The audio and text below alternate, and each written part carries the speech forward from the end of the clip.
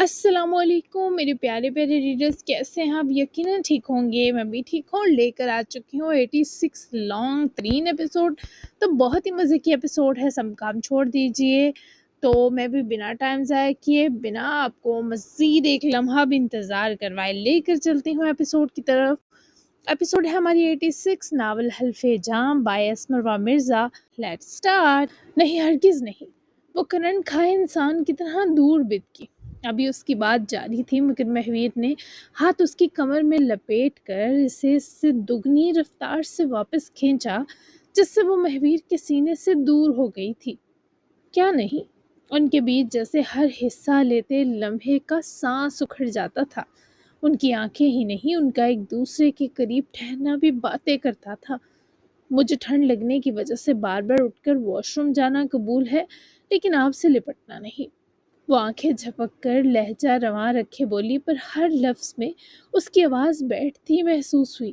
یہ مہویر مساق کی براہ راست اس کے عارض کو چھوتی مست نگاہوں کا اثر تھا۔ کیوں قبول نہیں؟ کیا میرا حسن واقعی بہکا دے گا تمہیں؟ وہ دونوں ہاتھ اس کی میانے کمر پر باندھتا دلچسپی سے منائم کے رخساروں میں اترتی چاشنی دیکھنے لگا۔ دیکھتے بولا، مردوں کا حسن نہیں ہوتا، ان کی وجاہت ہوتی ہے۔ وہ دور ہٹنے کی کوشش میں ناکام ہوتے بڑبڑائی۔ اس کی سانس ہانپ رہی تھی جب وہ اپنی کمر پر بندھے مہویر کے ہاتھ کھولنے کی کوشش کر رہی تھی۔ وجاہت تنگ کرے گی کیا میری مجھ سے لپٹنے پر؟ اس کو یہ موضوع چھوڑنے ہی نہ دے رہا تھا۔ منائم کو اپنی جان سراسر پھندے میں پھنسی لگ رہی تھی۔ مہویر نیند آ رہی ہے، وہ اس کے شانے میں منہ چھپا دی۔ جب خود اس کے ساتھ لگی تو اس میں منائم کا ہارنا بری طرح مہویر کو محسوس ہوا۔ جواب دو اور سو جاؤ، جانے دوں گا تمہیں۔ مہویر نے اس کی آسانی کھلے دل سے منائم کو تھما دی۔ جواب نہ دیا تو وہ اس کی آخری حد جاننا چاہتی تھی۔ تو میں خود ایکسپیرینس کر لوں گا، میرے تمہارے قریب آنے پر تمہیں کیا ہوگا، تم پر کیا بیتے گی۔ وہ اس کی آنکھوں میں صاف صاف دیوانگی دیکھ کر مبہوت ہو گئی۔ یہ تجربہ آپ کو اور مجھے ہو چکا ہے۔ وہ اسے بہت کچھ جتا گئی تھی۔ مہویر کو اس سے ایسے جواب کی ہرگز توقع نہ تھی۔ تب ہمارے بیچ محبت نہیں تھی۔ مجھے یقین ہے جب میں تمہیں محبت کا احساس دلاتے ہوئے پھر سے اپناؤں گا تو تمہیں گلٹ ہوگا منائم ملک کہ تم اتنے دن اس راحت پہنچاتے شخص سے دور رہی۔ وہ اسے دیکھتی ہوئی کب مسکرائی، منائم کو خبر ہی نہ ہوئی۔ وہ اپنے اوپر رشک کرتا پہلی بار منائم نے دیکھا، تبھی اس منظر کی خوبصورتی اور اس سحر سے وہ یکدم نکل نہ پائی۔ بڑا غرور ہے آپ کو خود پر، وہ اسی متبسم کیفیت میں بولی تو مہویر نے اپنے اور اس کے بیچ کا رہا سہا فاصلہ بھی نام کا بنا کر رکھ دیا۔ وہ سانس لینا مدھم کر گئی کیونکہ دونوں کے چہروں کے بیچ فاصلہ ایک سانس کا رہ گیا تھا۔ میرا غرور تم سے جڑا ہے منائم ملک، کیونکہ تم سکون ہو میرا۔ تم سے جڑی راحتوں کی فہرست طویل تر ہوتی جا رہی ہے۔ مجھے اس عمر میں سنوارا تم نے، جس عمر میں سدھرنے کی لچک ختم ہو جاتی ہے انسانی جسم میں۔ میری مسیحا ہو تم، میں تمہیں مس کر رہا ہوں۔ دیکھنا چاہتا ہوں تم نے زیادہ خوبصورت پہل کی تھی یا میری پہل اس پر سبقت لے جائے گی۔ اس تجسس کے ہاتھوں مر رہا ہوں۔ وہ چہرہ دوسری طرف پھر گئی تو مہویر کے ہونٹوں نے اس کی گال پر سفر کرتے یہ سب کہا اور اس لڑکی کو مدہوش کر کے رکھ دیا۔ اس شخص کے ہاتھوں میں اتنی قوت تھی کہ وہ ان سے منائم کو ہر پل خود میں جذب کرتا جا رہا تھا۔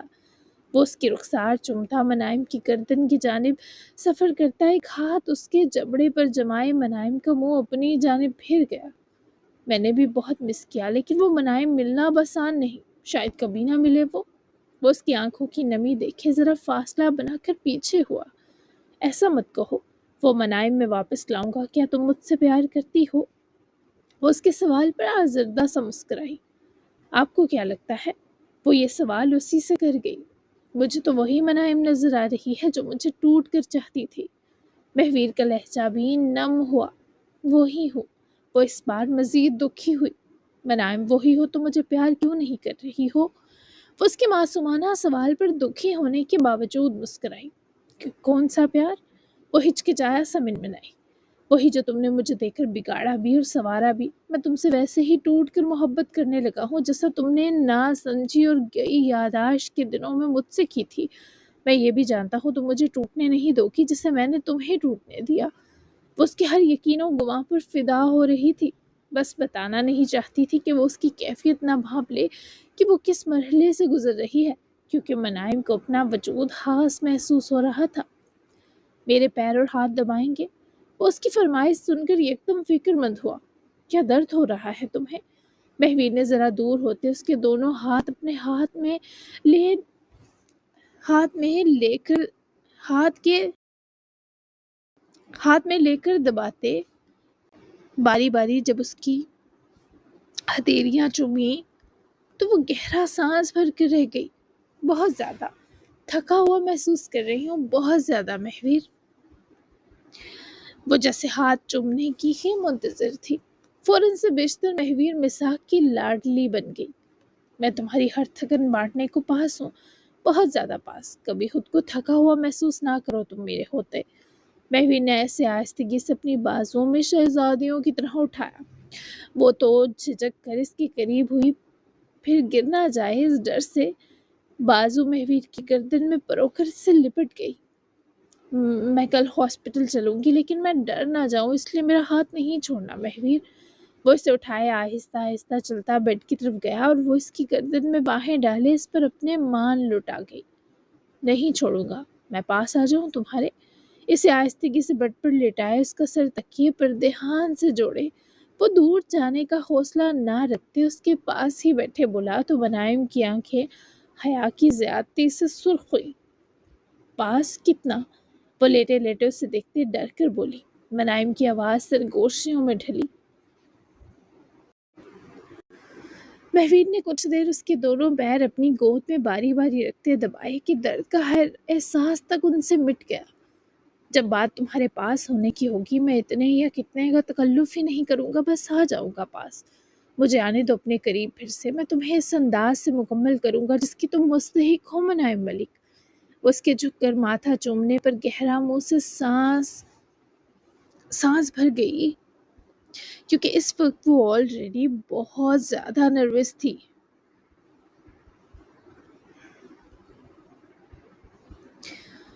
اوپر سے مہویر کی غربت کا سوچ کر ٹھنڈے پسینے آنے لگے تھے۔ ہم آ تو گئے تھے مہویر، پر وہ ہنسی ہوئی۔ پھر سے آنے میں کوئی مسئلہ ہے؟ وہ آئیبرو چکائے کھرا تو منائم کے رخسار گلاب سے ہوئے۔ مجھے نہیں پتا۔ وہ چہرہ چھپاتی فوراً کروٹ بدل گئی تو مہویر نے بھی اس کے ساتھ لیٹ کر لحاف دونوں پر کرواتے اپنی بازو منائم کے سر سے جوڑی ہی کہ وہ سر اٹھا کر مہویر کی بازو پر رکھ گئی۔ تمہارا یہ روپ بھی پیارا ہے مجھے، لیکن وہ بے باک منائم اب جب تک نہیں ملتی میں ایک پیار بھی نہیں دینے والا تمہاری چکس اور لپس کو۔ کروٹ منائم کی طرف بدلے وہ اپنا دوسرا ہاتھ بڑھا کر منائم کا ہاتھ اپنے ہاتھ میں دبانے لگا، جس سبب منائم کو سکون بھی ملا اور وہ مسکرا کر اس شخص کی دھمکی پر ضرور سے آنکھیں بھی موند گئی۔ وہ خود چاہتا تھا منائم اس کے ساتھ سکون میں رہے، اس کے وجود کی گرمائش پا کر کچھ دیر بنا کسی ڈسٹربنس سو جائے، اور نیند تو اس پر مہویر کے پاس آتے ہی مہربان ہونے لگی تھی۔ ظاہر نصیب وہ کچن میں کھڑا اسٹرابریز میں پر میلٹڈ چاکلیٹ ڈال کر اسے کچھ دیر فریج میں رکھنے کے بعد اپنے ہاتھ دھوئے پلٹا ہی جب آہٹ پر انیس کے قدم باہر کچن کے دروازے کی طرف بڑھے۔ وہ بابا کو آتے دیکھ کر ٹھٹکا، جو سر سے پیر بارش میں بھیگ چکے تھے۔ کیا آپ گاڑی میں نہیں آئے؟ انیس کی آواز میں سوال سنے وہ اپنے بالوں میں ہاتھ پھیرتے ہوئے اپنے کمرے کی طرف اجلت کے سنگ جا رہے تھے۔ جب رک کر گھومے تو وہ باہر نکل کر بابا تک جا رکا۔ گاڑی میں ہی تھا، آتے ہوئے بھیگ گیا۔ وہ نظریں چراتے بولے، ان کا انداز بے حد مشکوک تھا۔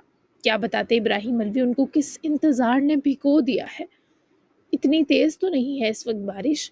انیس کا انداز مستفسرانہ تھا۔ ابراہیم الوی نے جھجک کر انیس کی آنکھوں کی جانب دیکھا جسے کچھ پرکھ رہے ہوں۔ فیکٹری سے نکلتے وقت بھیگا، دیکھو پانی نہیں نچڑ رہا مجھ سے۔ وہ بابا کے لہجے کی غیر معمولی جلن بآسانی محسوس کر سکتا تھا۔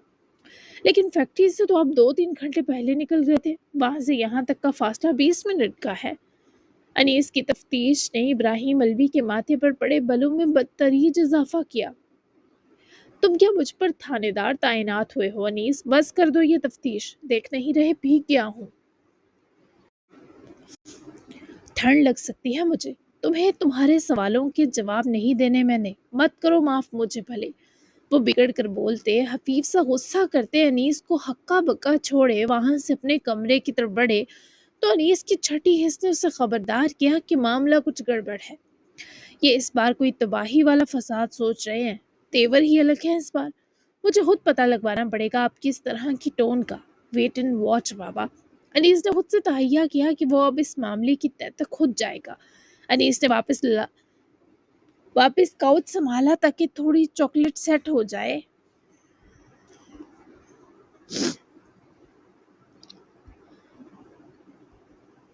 جبکہ اپنے کمرے میں آ کر ابراہیم الوی نے ڈور لاک کیا، پھر اپنا کوٹ اتار کر کرسی کی پشت پر لٹکا ایک چھوٹا سا بریف کیس بھی وہیں رکھا۔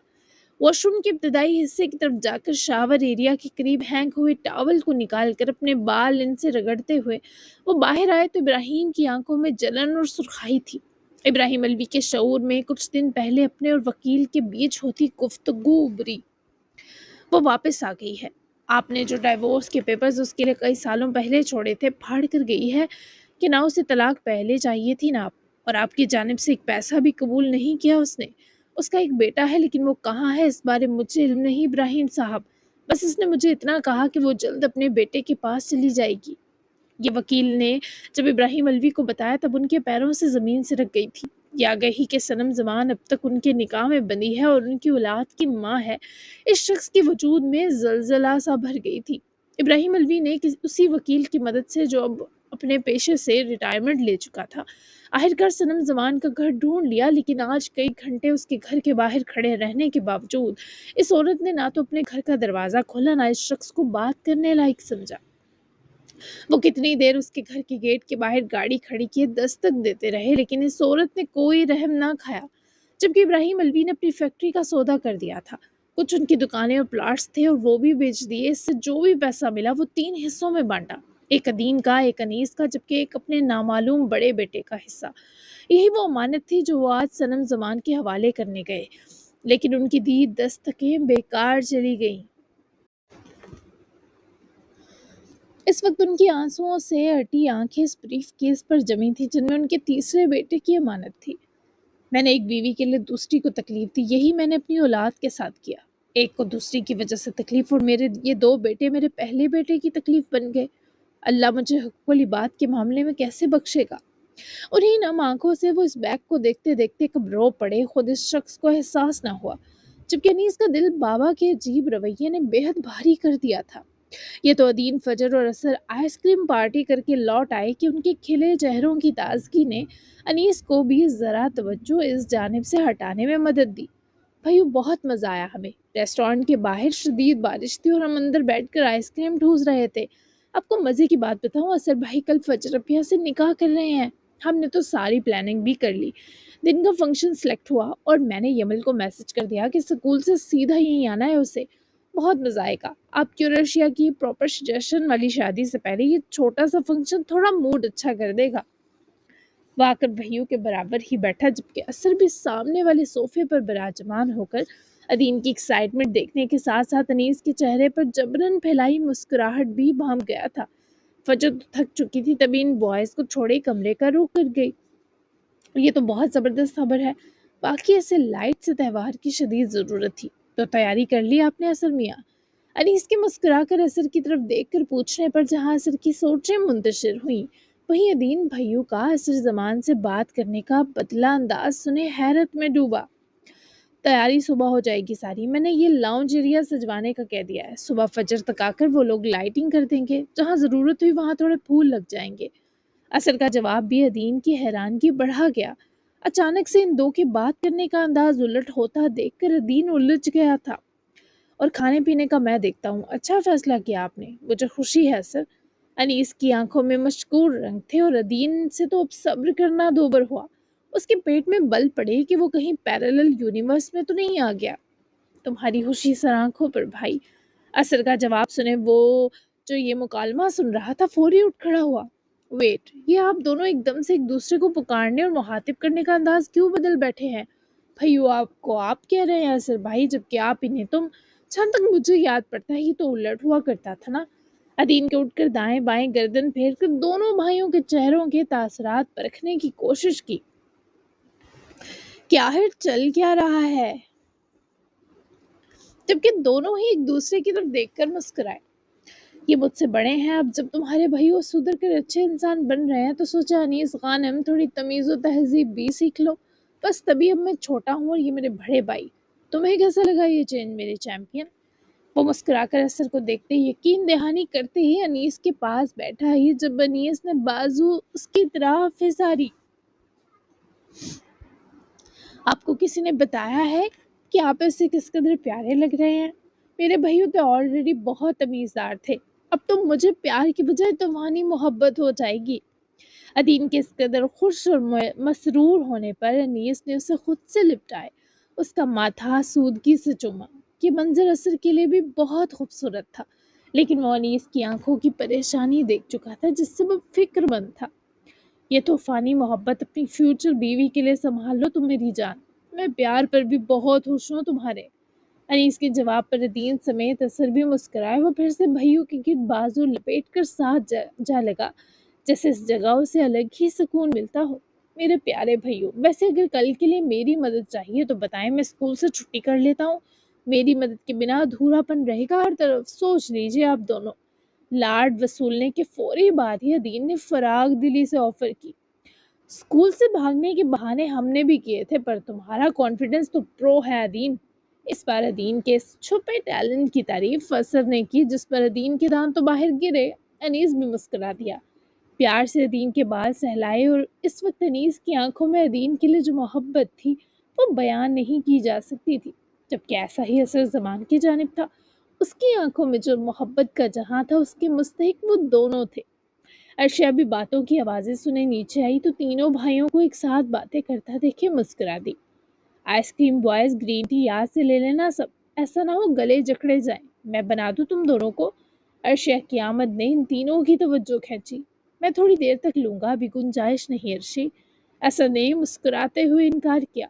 مجھے بنا دے، بلکہ میں آیا مدد کو۔ ارشیا کو کچن میں جاتا دیکھے ادین بھی حامی بھرتا پیچھے ہی دوڑا۔ ارشیا نے اس کے لیے گرین ٹی بنائی، جبکہ اس کے پینے تک وہ اس کی باتیں سنتی اور مسکراتی رہی۔ مجھے خوشی ہے کہ عمل اور میں اب ساتھ اسکول جائیں گے۔ ارشیا، کبھی کبھی میرا دل چاہتا ہے کہ آپ میری بہن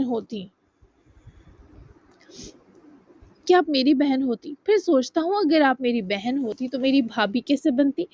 کیا پتا پھر مجھے کوئی ظالم بھابھی سہنی پڑتی، اس لیے پھر میں اس پر بھی شکر کرتا ہوں۔ لیکن جس طرح یمل کا آپ سے رشتہ ہے وہ زیادہ خوبصورت ہے۔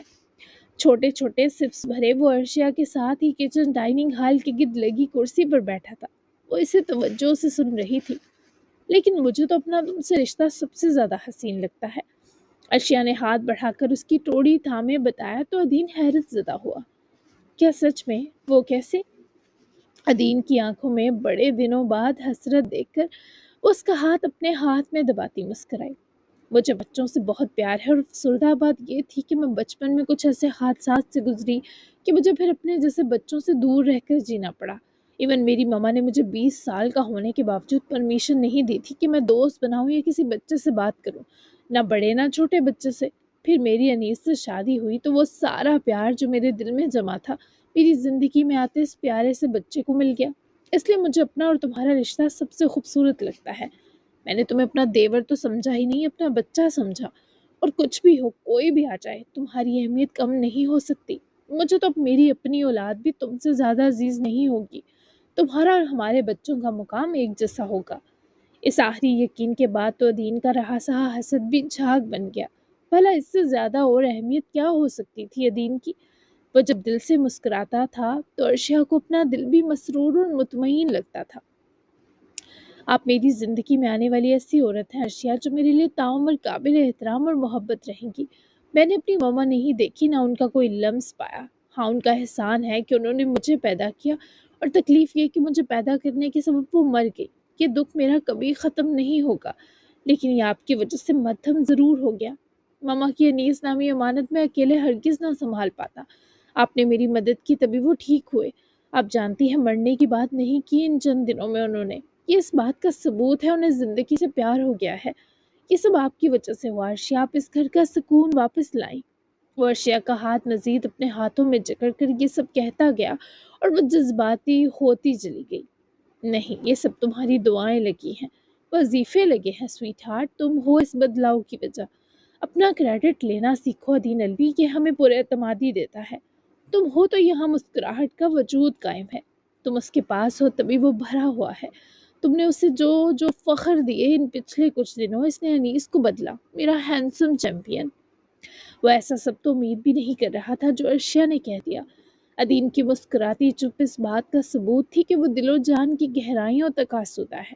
گرین ٹی ختم ہوئی تو اس نے عدین کو واپس بھائیوں کے سپرد کیا اور اپنی اسٹرابریز دیکھ کر گئی، لیکن ابھی چاکلیٹ سیٹ نہیں تھی۔ تبھی اپنے ہینڈسم کو اشارہ کر گئی کہ سیٹ ہو تو لے آنا۔ عدین کو کچھ باتوں کے بعد نیند آ گئی تو انیس خود اسے اس کے کمرے میں چھوڑ کر آیا۔ جبکہ وہ کچن میں پہنچا تھا کہ ارشیا کی اسٹرابریز لے سکے تو اثر وہیں کھڑا اپنے لیے گرین ٹی بنا رہا تھا۔ ارشیا سے بنوا لیتے نا، یا اپنی حسینہ سے کہیں، کبھی کبھی باورچی والے ورژن سے نکل بھی آیا کرے۔ انیس نے ارشیا کی اسٹرابریز والا باکس فریج سے نکالتے اثر سے چھیڑخانی کی جو ریک کے ساتھ لگا پانی ابلنے کا منتظر تھا۔ ارشی سے اس لیے نہیں بنوائی گرین ٹی کہ تم جیلس نہ ہو جاؤ، اپنی حسینہ کو سکون لینے دیا ہے، کیونکہ کل تو اس کا سکون تمہارا یہ بھائی چھین لینے والا ہے۔ اور رہی بات باورچی ورژن سے نکلنے کی، تو بچے میں جلد اپنا 5 اسٹار ریسٹورنٹ کھولنے والا ہوں، بس میں امیر ہو لوں ذرا۔ گرم پانی کپ میں ڈالتے اثر نے گرین ٹی بیگ کپ کے اندر ڈالتے اس میں ڈبکیاں لگواتے جو اپنے ارادے اور جوابات گوش گزار کیے، وہ انیس کے ہونٹوں پر مسکراہٹ رکھ گئے۔ کتنے پیسے چاہیے مجھے بتائیں؟ انیس نے مسکرا کر پوچھا تو اثر نے یکدم انیس کی آنکھوں میں تیرتی دریا دلی دیکھی۔ کب تک تمہیں لوٹوں گا؟ اب بابا کو حالی کرنے کی باری ہے چھوٹے۔ انیس اس کی بات پر کہا لگائے ہنسا۔ ان سے آپ کو ملے گا ٹھینگا، اور کون سا لوٹا آپ نے مجھے؟ ایون میرا گیمنگ سٹوڈیو مجھ پر رہتا تو بند ہو چکا ہوتا۔ یہ آپ تھے اثر زمان جس نے مجھ سے زیادہ میرے کاروبار کو وقت دیا، توجہ دی۔ انیس نے بھی مسکراتے ٹیک لگاتے منہ بچوڑا، پھر ساتھ ہی اثر کو اس کی اہمیت بھی بتائی جسے اس نے تسلیم کیا اور دل و جان سے کیا۔ تمہارا اور تمہاری ہر چیز کا خیال رکھنا میرے تو جیسے خون میں تھا انیس خانم، اور جو چیزیں ہمارے اپنے وجود کا حصہ ہوں ان کو نا احسان سمجھتے ہیں نا، ان کے لیے ممنون ہوتے ہیں، سمجھے؟ اس کی گردن پکڑے جس طرح اس نصیحت سے پہلے انیس کا اس انیس کا ماتھا چومے مسکرایا۔ انیس نے یہ پدرانہ پن کم از کم اثر زمان سے امید نہ کیا تھا، تبھی تو سختے میں آ گیا۔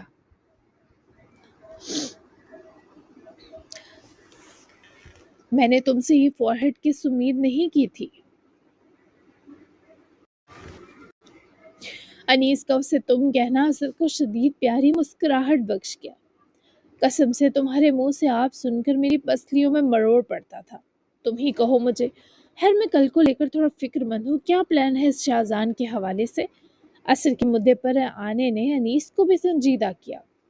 اس کا ویلکم میں نے سوچ رکھا ہے، شام کو ہے وہ مارکا، پہلے تو تمہارا نکاح انجوائے کریں گے، اور ہاں بتاؤ مجھے کتنے پیسے چاہیے؟ آدھا اسٹوڈیو میں نے مہویر کو دے دیا، پر میری گاڑی ابھی بھی ہے۔ انیس کی آفر پر اثر شاہانہ مسکرایا۔ وہ تم نے عدین کو دینی تھی، یاد کرو، خبردار اس کی پراپرٹی ادھر ادھر بانٹی۔ میں مذاق کر رہا تھا، لیکن کچھ دماغ میں آ رہا ہے میرے۔ انیس نے فوراً چوکنا نظروں سے اثر کو دیکھا۔ اچھا وہ کیا؟ انیس فوراً متجسس ہوا۔ مجھے تجسس ہے انیس کی، کیا وہ واقعی اتنے حالی ہیں یا خالی ہونے کا صرف دکھاوا کرتے رہے؟ مجھے اچھے سے یاد ہے انہوں نے 2 کمرشل پلاٹ خریدے تھے، زیادہ سمجھ نہیں تھی مجھے، لیکن انہیں وکیل سے بات کرتے سنا تھا۔ یہ بھی کہا تھا انہوں نے کہ اس بارے ہمراہ کو پتہ نہ چلے۔ کیا لگتا ہے وہ پلاٹ بھی بیچ کھائے ہوں گے؟ تب ان کی مارکیٹ ویلیو لاکھوں میں تھی، اب تو کروڑوں میں ہوگی۔ اثر کی دی اطلاع پر انیس نے فوری ٹیک چھوڑی۔ یہ واقعی ایک بڑا جھٹکا تھا، میں نے تو کبھی پلاٹس کا ذکر نہیں سنا ان سے۔ انیس کی لا علمی قابل دید تھی۔ بس ثابت ہوا کہ ابراہیم الوی جیسے نظر آتے ہیں ویسے ہے نہیں۔ میں پتہ کرواتا ہوں اس بارے۔ ریسٹورنٹ تو اب میں اپنے حق کے پیسوں سے ہی کھولوں گا۔ اثر کی شوخ شریر مسکراہٹ پر انیس بھی ہنس پڑا۔ تم کتنے شریف ہوا کرتے تھے اثر زمان۔ انیس نے اسے بڑا بھائی ہونے کے باوجود شرم دلائی تو کچن میں اس بار اثر کا کہکہا بلند ہوا، اور انیس اس کے ہنسنے کو دیکھ کر یہی سوچ رہا تھا کہ اسر کتنا زندہ دل ہے، اتنی محرومیوں کے باوجود اس کی شوہی بڑی تھی، کم نہیں ہوئی تھی، اور اب تو وہ کھل کر سامنے آیا تھا، کھل کر جی رہا تھا۔ ہاں، پھر مجھے غیر مہذبانہ ہوا لگ گئی۔ ویسے آپس کی بات ہے، میں خود بھی اب خود کو پہلے والا اثر نہیں لگتا۔ اثر کے اعتراف میں ایک دلکشی اور بے شرمی تھی۔ مجھے ایسا ہی اثر چاہیے۔ انیس نے آگے جھکتے اس کے سینے پر ہاتھ رکھ کر تھپکا، جو شاباشی کا ایک شفیقانہ انداز تھا۔ ایسا ہی ملے گا۔ ماؤں سے شکایات ہیں، بابا سے گلے ہیں، پر تم سے بس پیار ہے مجھے انیس۔ خیر جاؤ، بیوی والے ہو تم بھائی بہت وقت لے لیا تمہارا۔ نیند لو اچھے سے، کل بڑا طویل دن ہوگا۔ انیس نے سر اس بات میں ہلاتے کچن سے نکلتے دروازے کے قریب رک کر پیچھے دیکھا، جہاں سے نے ساری گرین ٹی ایک ہی گھونٹ بھر کر کب حالی کیا تو اسے نکلتے ہی وہ خود پر جمی انیس کی حیرت زدہ نظریں جمی دیکھے ہنس پڑا۔ جیلس مت کرنا مجھے آئندہ، علیم خان سے بہت لپٹ کر گئے تھے تم اسے ٹپس دینے۔ اثر نے کپ شیلف پر رکھے ہنس کر انیس کو دیکھا۔ میں تو جیلس کروں گا، زندگی میں پہلی بار تو موقع ملا۔ ویسے میں سوچ رہا ہوں جو مقام تمہاری زندگی میں مہویر کا ہے، میں وہ رتبہ علیم خان کو دے دوں۔ آفٹر آل وہ بھی ایک دوست ڈیزرو کرتا ہے۔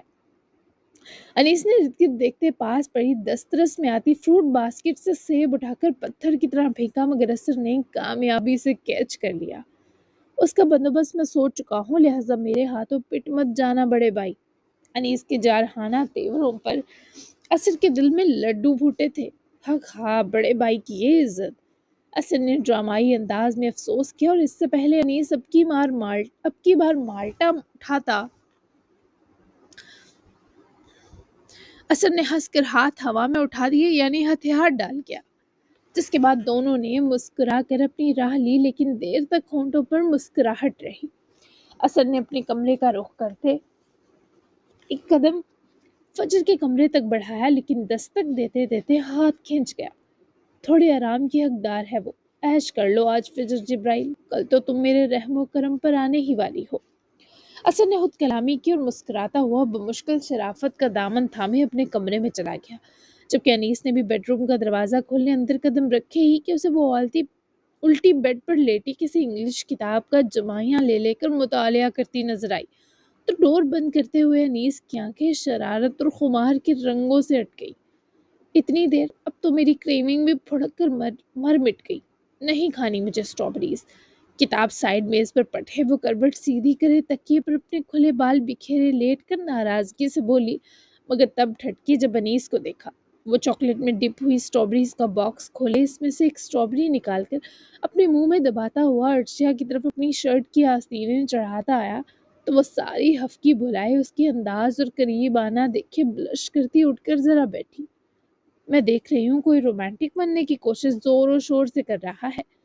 وہ اس کے پاس بیٹھا، منہ میں سٹرابری تھی اس لیے اپنی ہیزل براؤن آنکھوں کے اشارے سے ہی اس بات کا تاثر دیتے انہی آنکھوں کی حدود تک مسکرایا۔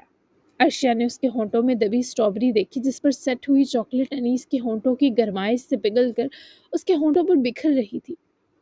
انیس تم کیوٹ لگ رہے ہو، وہ ہنستی ہوئی دونوں ہاتھ اس کی گالوں پر رکھتی اس کی ناک سے ناک رگڑتی، اس کے ہونٹوں میں دبی باہر کو نکلی سٹرابری آگے بڑھ کر کھانے کو آدھی کتر گئی، لیکن وہاں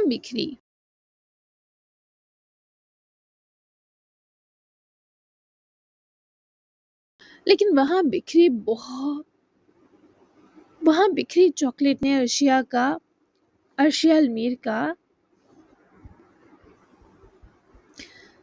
المیر کا جبکہ ارشیا کے ہونٹوں کی خوشبو نے انیس غانم کا بھرپور ایمان ڈگمگایا۔ ان کی یہ قربت سٹرابری کو ہونٹوں سے دونوں کے حلق تک پہنچا کر ہی ذرا نرم ہوئی۔ تمہارے ہونٹ اور یہ چاکلیٹی سٹرابری، خطرناک امتزاج ضرور ہے، لیکن میرا فیوریٹ ہے آج سے۔ اور کھلاؤں؟ انیس کی بہکی پیشکش پر وہ بھی خمار آنکھوں میں بھرے مسکا دی۔ یہ اس کا اقرار ہی تھا۔ لیکن ایک شرط ہے مسز غانم، مجھے اس کے بعد ہوش میں نہیں رہنا، نہ کسی حد میں، منظور ہے؟ وہ اسے کس طرح چاہ رہا تھا یہ جان کر ارشیا کی آنکھوں سے نیند اور جسم سے جان سے رکھنے لگی۔ منظور ہے۔ وہ اپنی باہیں اس کی گردن میں پرو گئی تو وہ اس کی خود سپردگی کے انداز اور اس انداز کے نشے میں مکمل طور پر مدہوش ہو کر رہ گیا۔ اب تم آرام کرو میرے شیر، میری بھی صبح اہم میٹنگ ہے، تمہارے ڈیڈ کے ساتھ کچھ نیا پروجیکٹ شروع کر رہا ہوں اسی حوالے سے۔ بیلا میری جان، ہزر کو اس کا روم دکھا دیں۔ بیلا نے بھی کچھ دیر پہلے بابا اور ہزر کو جوائن کیا تھا، مگر چونکہ 1 بجنے والا تھا تو اب سونے کا وقت ہو گیا۔ ہاور سلطان نے اس پیارے مہمان کو اپنی جانب سے بھرپور کمپنی دی تھی اور اب باقی کی ذمہ داری بیلا پر ڈالی کہ وہ ہزر کو تھوڑی کمپنی دے۔ جی بابا، میں لے جاتی ہوں، بیلا نے مسکرا کر تائید کی، جس کے بعد ہاور سلطان نے دونوں پیارے بچوں سے اجازت لی اور اپنے کمرے کی طرف بڑھ گئے۔ ان کے اٹھ کر جاتے ہی ہزر کی بےتاب نگاہوں نے بھرپور انداز میں سیاہ پاجامے اور ڈھیلی سی شرٹ میں ملبوس کھلے بالوں والی سبزرا کو دیکھا جو اٹھ چکی تھی تاکہ ہزر کو اس کے کمرے کی سمت لے جا سکے، جبکہ ہاور سلطان کی موجودگی میں ہزر نے بیلا کو اس طرح جی بھر کر نہیں دیکھا تھا۔ وہ اس وقت سادہ سے خلیے میں بہت کیوٹ لگ رہی تھی۔ ہزر کی نظریں تو ویسے ہی نہیں ٹھہرتی تھیں، اب تو جیسے پتھرائی ہوئی تھی۔ تمہیں مزہ آیا پارٹی میں سویٹ کارن؟ ہیزر کے قریب رکنے پر بیلا نے اس کی سیدھ میں نگاہیں رکھتے فوری خوشی سے سر ہلایا۔ بہت زیادہ۔ تب سب سے زیادہ مزہ آیا جب میں نے آپ کو ان سب میں پہچاننا تھا۔ وہ مشکل بھی تھا اور بیک وقت مزیدار اور خوبصورت بھی۔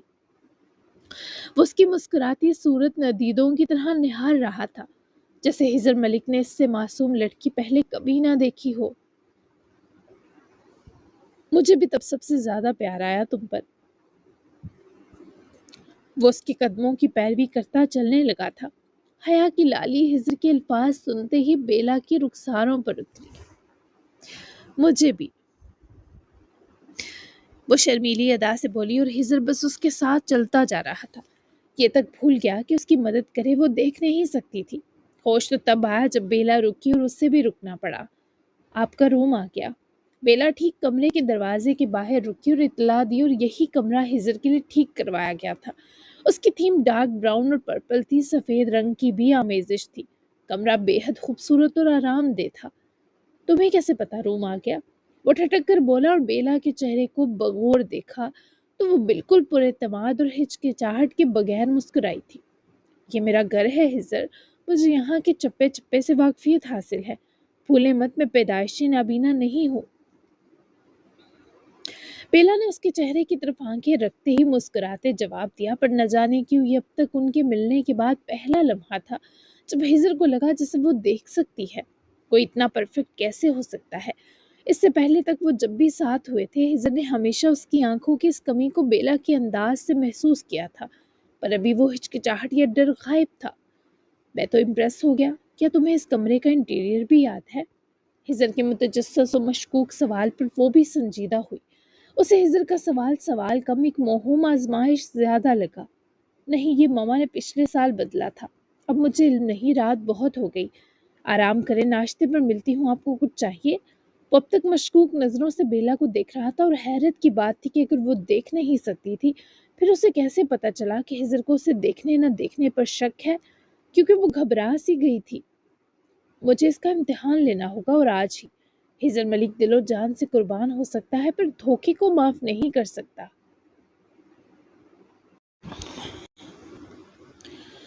ہزر نے جیسے پرسوچ انداز میں تہیہ کیا، وہ اب تک اس کے ہمراہ کمرے میں قدم رکھ چکی تھی۔ ہزر کی مشکوک نگاہیں اب بھی اس کے چہرے پر جمی تھی۔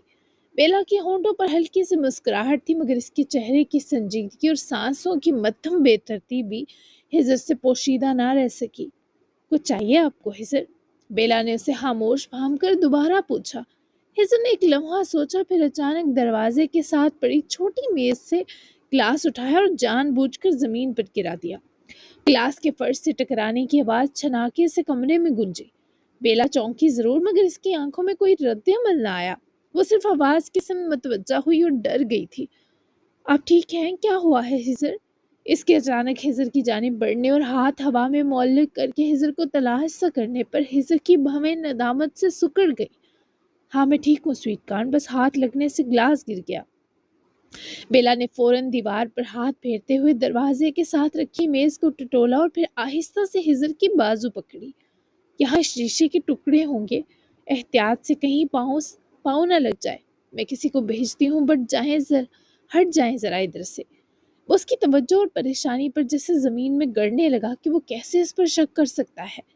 ہیزر نے اسے بغور دیکھا۔ اس لڑکی کی حرکات میں اندازہ تھا مگر دیکھنے جیسی کوئی بات نہ تھی۔ پھر بھی ہیزر کا شک مکمل طور پر ختم نہیں ہوا۔ وہ دل میں رتی برابر میل رکھنا نہ چاہتا تھا۔ اس نے مزید آزمائش کے لیے پینٹ کی جیب سے اپنا موبائل نکالا اور اس کی اسکرین کی روشنی اچانک بیلا کے چہرے کے بالکل سامنے کر دی۔ روشنی اس لڑکی کی آنکھوں پر پڑی مگر بیلا کی پلکیں تک نہ جھپکی۔ ہیزر کا دل بری طرح بے ہنگم ہوئے دھڑکا۔ بیلا البتہ خاموش رہی جیسے اسے کچھ محسوس ہی نہ ہوا ہو۔ ہیزر، آپ اب بھی یہاں کیوں کھڑے ہیں؟ بیلا نے نرم آواز میں نم سی لہر ملائے سوال کیا تو وہ جیسے ہوش میں آیا۔ فون ٹارچ بند کیے فون بستر پر پھینکا۔ ہاں، وہ آہستہ سے آزردگی کے سنگ بولا۔ بیلا نے ہلکی سی سانس لی اور مسکرا دی۔ آپ کو مجھ پر یقین نہیں آ رہا؟ شک کر رہے ہیں؟ اس کے مدھم سی مسکان کے سنگ پوچھے سوال پر ہیزر چونکا۔ کیا؟ نہیں ایسی بات نہیں، وہ گڑبڑایا۔ ہے، وہ نرم لہجے میں اس کی بات کاٹ گئی۔ لوگ اکثر ایسے ہی کرتے ہیں، آزماتے ہیں۔ اس کے لہجے میں شکوہ نہیں تھا، بس ہلکی سی تھکن تھی۔ ہیزر کو اچانک عجیب سی ندامت دل تک کچل گئی۔ اس نے آہستہ سے قدم بڑھایا، بیلا کے قریب آ کر اس کو دیکھا جو صاف صاف دکھے دل کے ساتھ کھڑی تھی۔ نہیں، میں بس، وہ جملہ مکمل نہ کر سکا۔ بیلا نے ہلکی سی مسکراہٹ کے ساتھ سر ہلایا۔ کوئی بات نہیں، گڈ نائٹ ہیزر۔ وہ پلٹنے لگی تو ہیزر نے بے اختیار اس کی کلائی تھام کر اپنے قریب کھینچا تو بیلا کی سانسیں خفیف سی کانپ گئی۔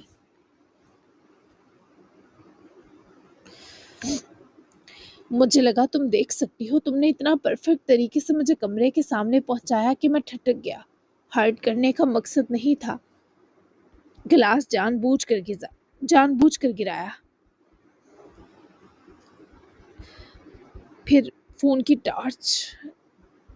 کی ٹارچ سے تمہاری آنکھوں کی بینائی کا امتحان لیا۔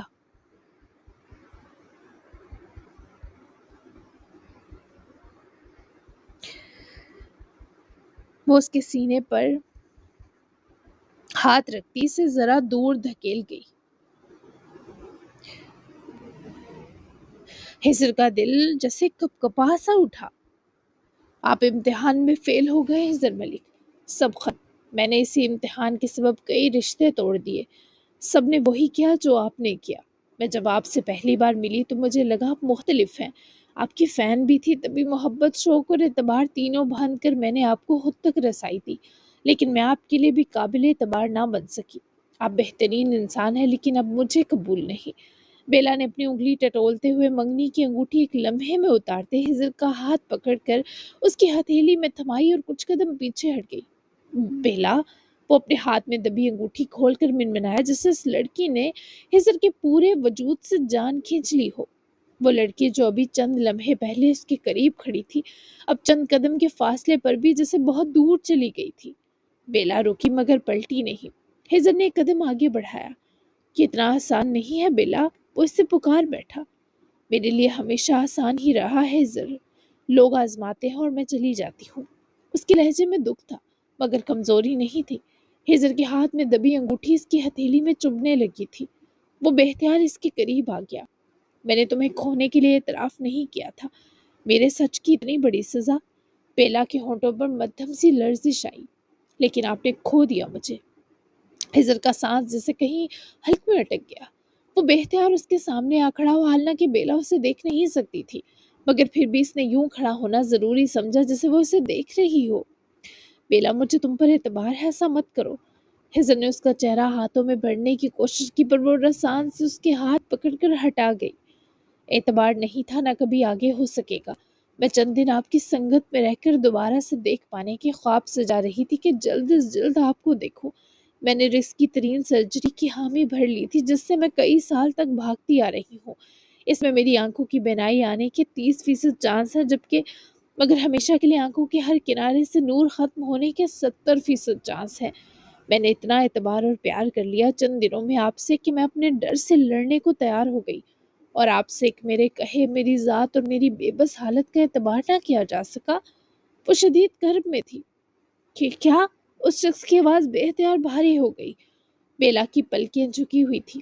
مگر اس کی سانسوں کی بے ترتیبی اس کے اندر کے طوفان کی خبر دے رہی تھی۔ میں نے سوچا تھا، وہ آہستہ سے رندی آواز میں بولی، اگر میں دیکھنے لگی تو سب سے پہلے آپ کو دیکھوں گی، آپ کے چہرے کو جسے میں صرف چھو کر یہ یاداشت کی کھولی بصری یاد سے پہچانتی ہوں۔ ہجر کے ہاتھ میں دبی انگوٹھی اس لڑکی کے درد پر لرز گئی۔ میں نے خود کو تیار کیا تھا ہجر، اس رزق کے لیے، اس ڈر کے لیے، اس ممکنہ اندھیرے کے لیے بھی، کیونکہ مجھے لگا آپ میرے ساتھ ہوں گے۔ ہجر کی سانس سینے میں پھنس گئی، اور آج بیلا کی آواز ہلکی سی ٹوٹ گئی، آپ نے ثابت کر دیا کہ میں غلط تھی۔ وہ دل برداشتہ سی مڑنے لگی۔ ہجر نے بے اختیار اس کا راستہ روک لیا۔ نہیں بیلا، فور گاڈ سیک۔ اس لڑکی نے آہستہ سے سر اٹھایا۔ ہجر کو یوں لگا جیسے وہ اسے دیکھ رہی ہو، حالانکہ وہ دیکھ نہیں سکتی تھی۔ تم نے مجھے بتایا کیوں نہیں؟ وہ اس پر برہم تھا۔ کیونکہ میں آپ کو سرپرائز دینا چاہتی تھی، وہ مدھم سی مسکراہٹ کے ساتھ بولی۔ سوچا تھا ایک دن اچانک آپ کے سامنے کھڑی ہو کر کہوں گی کہ اب میں آپ کو دیکھ سکتی ہوں ہجر، پر آپ کو تو میرا وجود اور اس وجود کا ہر درد ہی جھوٹ لگا۔ ہجر کے دل میں جیسے کسی نے مٹھی بھر کر درد ڈال دیا تھا۔ بیلا، ایسا نہیں ہے، تم میری جان ہو، مت کرو ایسا، کس طرح سے زیادتی ہے میرے ساتھ؟ یہ انگوٹھی اور اس کا میری ہتھیلی پر بوجھ مجھے ابھی سے مار رہا ہے، میں کیسے رہوں گا تمہارے بغیر؟ یہ کیسی سنگ دلی ہے؟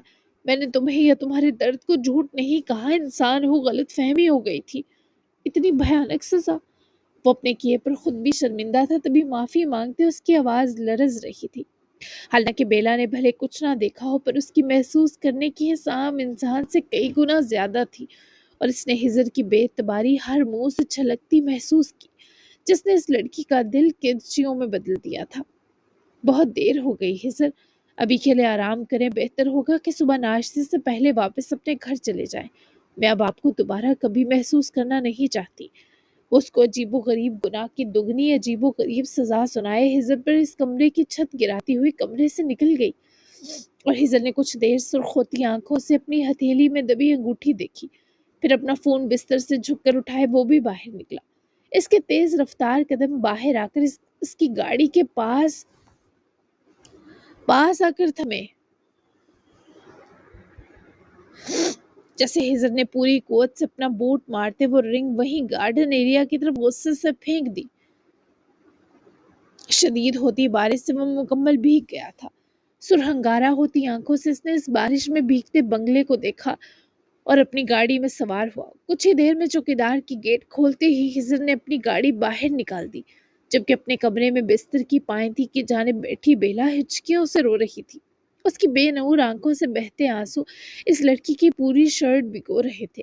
وہ آزمائش لینے میں ایسی ہی سخت تھی، تبھی تو ہاور سلطان نے اس کی شادی ایک کاروباری معاہدے کی صورت طے کی تھی۔ اب نہ ہجر پیچھے ہٹ سکتا تھا، نہ بیلا، کیونکہ وہ اپنی بیٹی کے اصولوں کو بخوبی جانتے تھے۔ ایک گہری اور طویل رات گزر چکی تھی۔ صبح اپنے تمام رنگوں سمیت عالم جہان پر اتری تھی۔ رات بھر آسمان برسا تھا، جس سبب صبح شدید سرد مگر شفاف تھی۔ دھند چھٹ گئی تھی۔ فجر کے وقت سوہا اٹھی اور اس نے امی بابا دونوں کو نماز کے بعد ان کی پسندیدہ کوبین چائے سرو کی تھی۔ پھر ان تینوں نے فجر کے کچھ دیر بعد ہی ساتھ ناشتہ کیا۔ سوہا کو کل سے امی بابا کی طرف سے بے شمار پیار ملا تھا، جس پر وہ بہت خوش تھی۔ رئیس اب ویسے بھی جیل میں تھا، تو اسے ایک طرح اطمینان حاصل تھا۔ وہ امی بابا کے ساتھ ناشتہ کر کے اپنے روم میں آئی تاکہ سبانی جانے کے لیے تیار ہو سکے، تو بیڈ پر پڑے بجتے فون کی طرف لپکی، مگر کال کسی ان نون نمبر سے تھی۔ پھر بھی سوہا نے پک کی اور فون کان سے لگایا۔ سوہا سومرو بول رہی ہوں، آپ کون؟ سوہا نے کال اٹھاتے ہی استفسار کیا، مگر اس جانب کمرے کے ساتھ ملحقہ بالکنی میں کھڑی فاطمہ نور تھی جو اسے کال کر رہی تھی۔ عاصم المیر ملک کی بیوی فاطمہ نور۔ سوہا کے ماتھے پر فوری بل پڑے۔ تمہیں میرا نمبر کس نے دیا؟ سوہا کو اس کا کال کرنا بالکل پسند نہ آیا۔ عاصم کے فون سے لیا ہے، یہی میرے بغل میں سو رہا ہے، وہ تھک ہار کے۔ کمرے میں عاصم موجود نہیں تھا، بلکہ وہ اپنے بیڈ روم میں تھا۔ فاطمہ کی یہ بات سن کر سوہا نے جبڑے بھینجے کہ آخر وہ اسے یہ کیوں بتا رہی ہے، کیا مقصد ہے اس کا؟ تو تم بھی سو جاؤ، اس کے بغل میں مجھے کال کرنے کی زحمت کیوں کی؟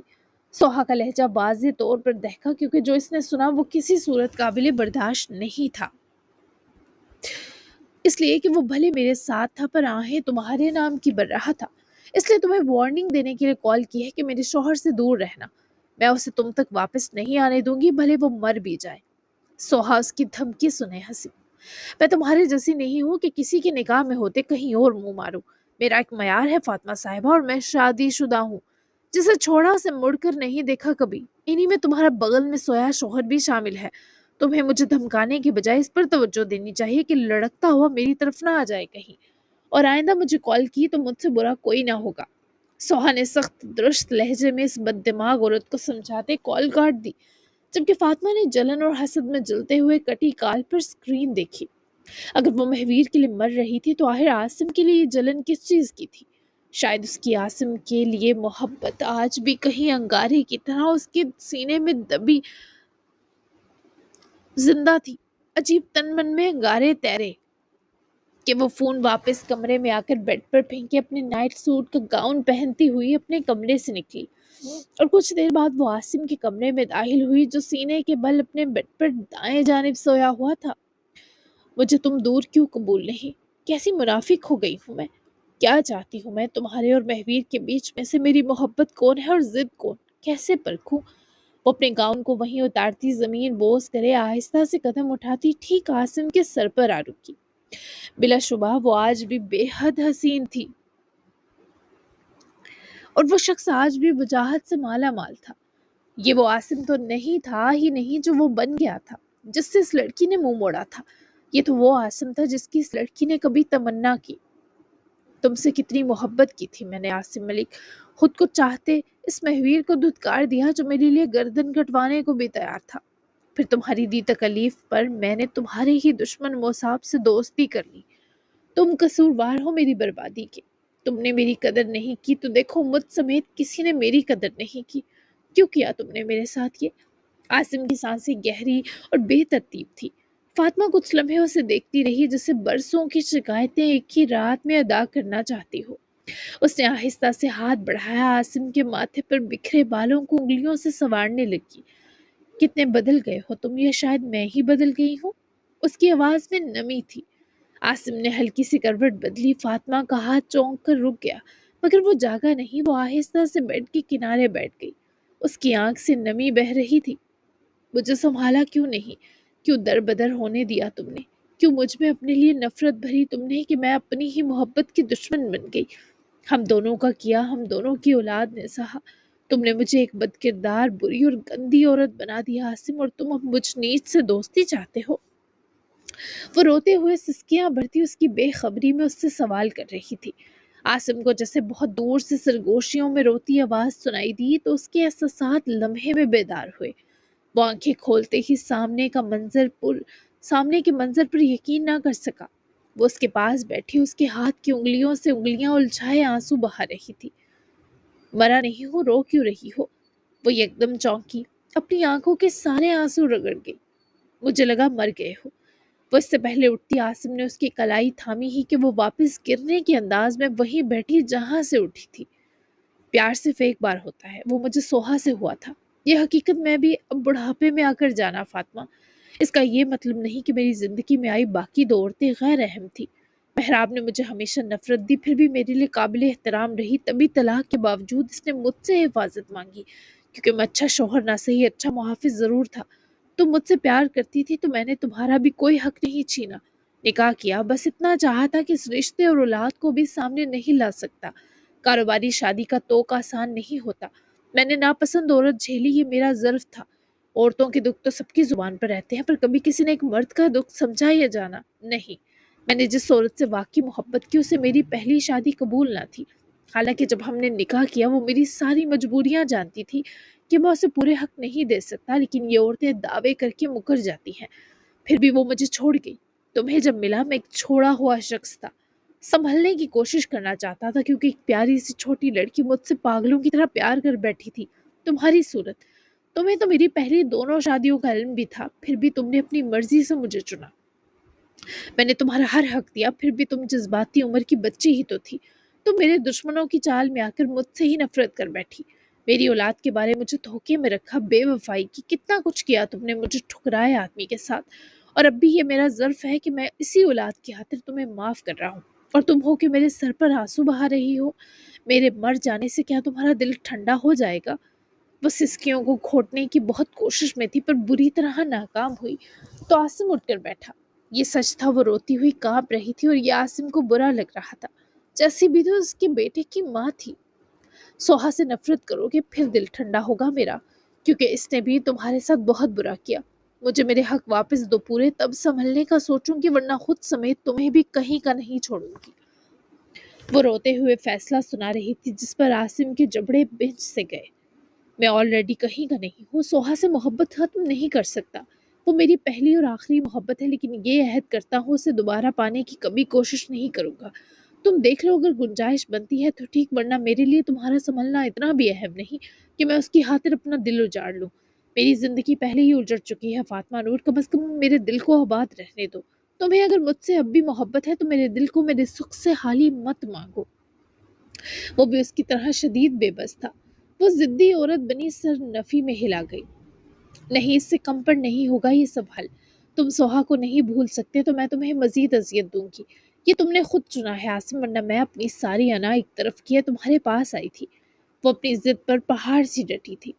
میری بیٹی کی زندگی میں زہر گھولنے یا اس کا سکون برباد کرنے کا سوچا تو میں تمہیں دنیا کا سب سے برا انسان بن کر دکھاؤں گا فاطمہ۔ عاصم کی دھمکی سنے وہ وحشت سے اٹھ کھڑا ہوتی ہنسی۔ تم آلریڈی دنیا کے سب سے برے انسان ہو، ویٹ اینڈ واچ۔ وہ اس وقت چند زادی بنی چلائی جس پر عاصم نے لحاف اٹھا کر پرے مارا اور دروازے کی طرف جاتی فاطمہ کی بازو اپنی مٹھی میں دبوچ کر اسے گھسیٹ کر واپس کمرے میں لایا۔ فاطمہ ہوش میں آؤ، اگر تم نے اب مجھ سے دھوکہ یا بے وفائی کی تو بے موت ماری جاؤ گی۔ وہ اس کی آنکھوں میں آنکھیں ڈالے تیز سے گرایا، جبکہ اس کی دہشت سے فاطمہ نے ایک ہلکی جنبش تک نہ کی۔ اپناؤ پھر مجھے، پورے کا پورا ابھی۔ وہ سرخ آنکھوں سے اسے دیکھتی دگنا چلائی۔ نہیں کر سکتا یہ، تم سمجھ کیوں نہیں رہی یہ بات؟ وقت کے ساتھ ہم ٹھیک ہو جائیں گے، صبر رکھو۔ وہ اس کی بات سنے بنا اس کے ہاتھ جھٹک کر چلائی۔ وہ وقت کبھی نہیں آئے گا کہ تم میری طرف اپنی خوشی سے بڑھو گے، اس لیے لعنت بھیجو مجھ پر بھی، میں بھی تم پر بھیجتی ہوں۔ اب میں وہی کروں گی جو میرا دل چاہے گا۔ وہ خود سری کے جہاں بنی چلا اٹھی تھی۔ وہ خود سری کا جہاں بنی چلا اٹھی تھی جبکہ عاصم نے زبردستی اسے شانوں سے دبوچ کر اپنے قریب کیا۔ تم پچھتاؤ گی فاطمہ، میں تمہارا انجام بہتر کرنے کے جتن کر رہا ہوں، اسے بدتر مت بناؤ۔ تمہیں علم نہیں، ایک بے وفا وجود کو محبت سے چھونا ظرف کے بجائے ہمارا لہو وصولتا ہے۔ کیسے بڑھوں تمہاری طرف، کیسے آخر؟ وہ بھی جیسے پھٹ پڑا تو وہ طنزیہ ہنسی۔ خود تو جیسے وفا کے پیکر ہو تم، کھٹیا کمینے خود غرض آدمی۔ وہ دگنا چلائی۔ میں نے کبھی دعویٰ نہیں کیا کہ باوفا ہوں، تم نے کیا، تم مکری۔ میں نے تو سرے سے ایسا کچھ کہا ہی نہیں تھا۔ پھر بھی میں کمینہ بھی ہوں اور گھٹیا بھی، خود غرض بھی ہوں۔ وہ بھی تکرار میں سخت لہجے پر اترا۔ مجھے میرے ہر جرم کے باوجود اگر تم نے آج نہ سنبھالا تو انجام کا شکوہ کرنے کسی کی قبر پر مت جانا پھر۔ وہ اسے دھمکا رہی تھی۔ عاصم کی آنکھوں میں لہو اترا۔ کیا بکواس کر رہی ہو؟ وہ جیسے خوفزدہ ہوا جس پر وہ پاگلوں کی طرح ہنسی۔ قبر کس کی ہوگی یہ تم چنو گے۔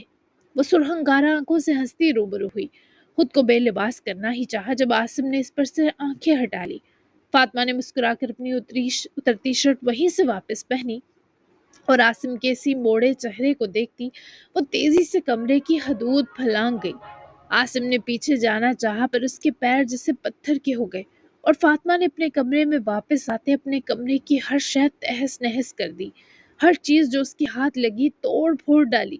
اس کے اندر کی تکلیف کیا تھی وہ تو بس اللہ ہی جانتا تھا، لیکن وہ کم از کم اس کے بعد اپنی رہی سہی انسانیت بھی کھو چکی تھی۔ فجر کے لیے انیس جلدی اٹھ کر مسجد نکلا تھا کیونکہ اثر اس کے ساتھ جانے والا تھا، کیونکہ دن میں نکاح کے لیے امام مسجد کو اطلاع دیے ان کا وقت بھی لینا تھا، جبکہ مینشن کی غیر معمولی سجاوٹ تو شروع ہو چکی تھی، جبکہ اثر کی خواہش تھی کہ وہ بنا کچھ بتائے کہ وہ جانتا ہے وہ صنم زمان کا بیٹا ہے، ان کی اپنے نکاح میں شرکت چاہتا ہے، جس وجہ سے انیس نے اس کی خواہش کا احترام کرتے اپنی مسیحا کو الوی مینشن آنے کی دعوت دی۔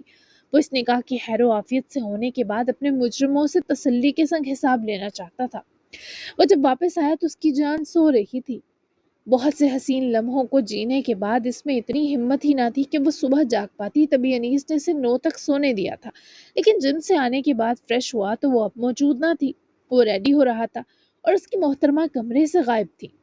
تبھی دروازہ کھلنے پر وہ اندر آئی۔ بھورے رنگ کا سادہ نیٹڈ پل اوور، اندر سفید شرٹ اور ہلکے کریم کلر کی فٹ پینٹ پہنے ہوئے وہ مرر کے سامنے کھڑا لچک رہا تھا۔